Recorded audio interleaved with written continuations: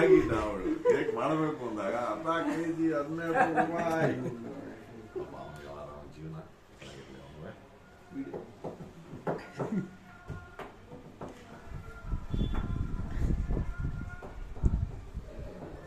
Okay ಬರ್ತಾ ಇದೆಯಾ? Fan of ಮಾಡ್ಬೇಕಾ? ಫ್ಯಾನು ಡೋರ್ ಎರಡು ರಿಮೋಟ್ ಇತ್ತಿಲ್ಲ.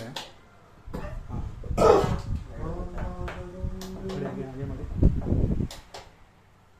ಆಫ್ ಆಯ್ತಾ? ಬೆಟ್ರ್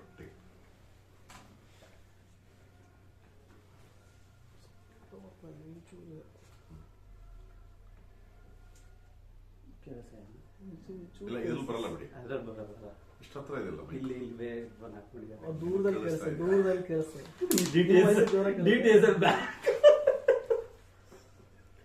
ಕಮ್ಮಿ ಆಯ್ತು.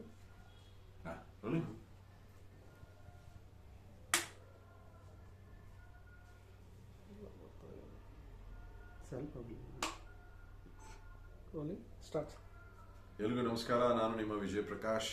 ನಾನು ಮತ್ತು ಗುಡ್ಡ ಪಾರ್ಟ್ 1 ಈಗಾಗಲೇ ತಾವೆಲ್ಲರೂ ಬಹಳ ಇಷ್ಟಪಟ್ಟಂತಹ ಒಂದು ಕಥೆ ಸಿನಿಮಾ. ಇವಾಗ ನಾನು ಮತ್ತು ಗುಡ್ಡ ಪಾರ್ಟ್ 2 ಬರ್ತಾ ಇದೆ.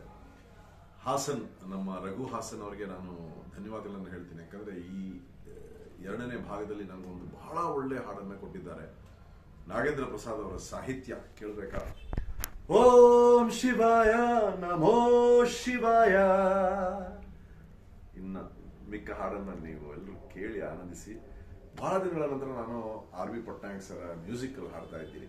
One of the legends that we have.